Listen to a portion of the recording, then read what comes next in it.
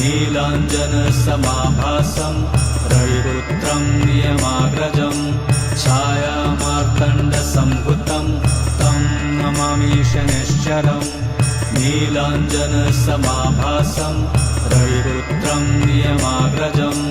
छायामार्तण्डसम्भुतं तं नमामि शनैश्चरम् नीलाञ्जनसमाभासं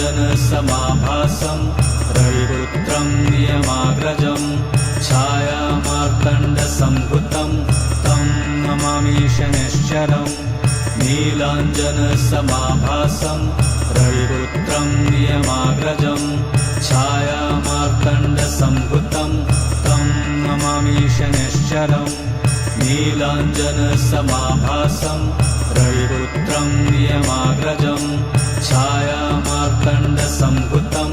तं नमामि शनैश्चरम्